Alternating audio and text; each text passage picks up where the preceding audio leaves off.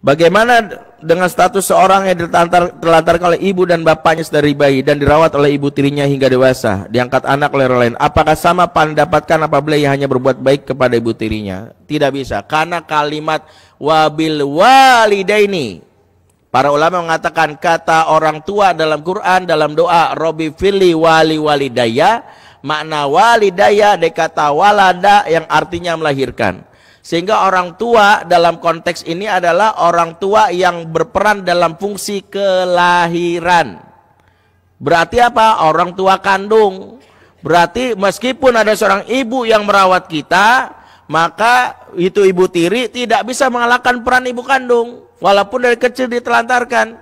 Kenapa? Karena ibu kandung statusnya adalah orang yang mendapatkan kebaikan yang namanya sunnatul hasanah. Maaf, ibu tiri. Dia merawat kita, mengajarkan kita huruf abatasa. Sepanjang hidupnya kita baca Quran, ibu tiri mengajarkan dapat pahalanya. Mandalla ala khairin falau mithlu ajrun fa'ilihi. Siapa yang menunjuki seorang kebaikan, maka dapat pahala semisal dari pelakunya. Tapi apakah sama dengan doa kepada ibu kandung? Enggak, karena dia bukan walidah. Dia enggak melahirkan kita. Dia hanya mengasuh kita. Peran pengasuh sama dengan peran guru. Guru dan pengasuh ibu tiri itu sama perannya. Dia mendapatkan pahala atas kebaikan kita karena dia mengajarkannya. Tapi dia tidak bisa dapat pahala dari doa Robbi fili wali walidaya. Jadi mohon dipahami, peran orang tua kandung tak tergantikan meskipun ada ibu tiri. Jadi seorang anak biar bagaimana mendoakan atau berdekat dengan ibu kandungnya, walaupun secara batin dia tidak merasa nyaman.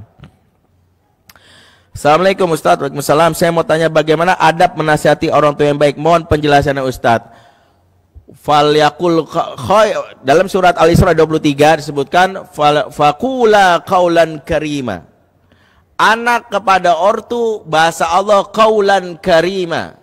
Ortu kepada anak bahasa Allah surah An-Nisa 9 qaulan sadida. Suami kepada istri bahasa Allah bil ma'ruf atau qaulan ma'rufa. 3 al-ma'ruf, karima, yang ketiga adalah sadida.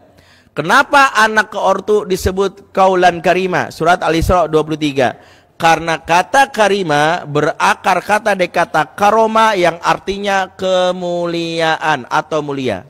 Kemuliaan atau mulia dalam bahasa Arab identik dengan sifat yang namanya memberi.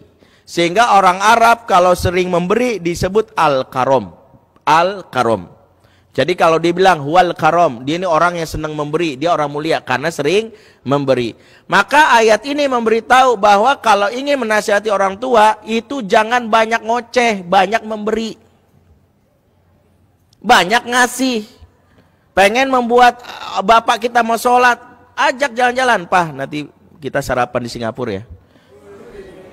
Ya, nanti aku mau ganti rambut, nanti kita ke Hong Kong gitu ya. Ntar agak siang dikit belok kanan ke Barcelona kan gitu ya.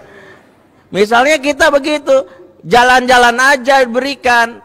Tapi pelan-pelan orang tua akan memahami bahwa orang anaknya seperti ini melakukan yang namanya kebaikan. Ingat orang Arab mengatakan al-ihsan yu'jizul insan. Kebaikan itu akan menaklukkan hati manusia. Mau menasihati ortu jangan banyak nasihat. Orang tua sedikit, Pak ingat ya Allah berfirman melalui Al-Quran, auzubillahi minasyaitonir rajim, gue diruqyah Pak gitu ya. Jangan gitu, justru ya udah kita berbuat baik minimal 2. Kalau nggak bisa memberi jangan minta. Ini udahlah kita nggak memberi, minta terus, nggak bisa nasihat diterima. Jatuhnya seorang penasehat atau dalam sisi ini seorang dai ketika minta sama yang mad'unya, nggak bisa. Kita minta-minta sama mad'u ke nasihatin, nggak bisa. Nasihat kita akhirnya apa? Nggak diterima sama dia. Makanya kalau ingin membuat orang tua itu betul-betul mendapatkan yang namanya nasihat yang terbaik, pertama jangan minta, mandirilah dari awal. Yang kedua, sebisa mungkin rezeki kita kasih jatah bulanan, berikan kejutan, berikan hadiah. Setelah banyak hadiah, insya Allah lambat laun dia mudah untuk diajak kepada kebaikan. Itulah cara Rasulullah dalam berdakwah kepada orang tua.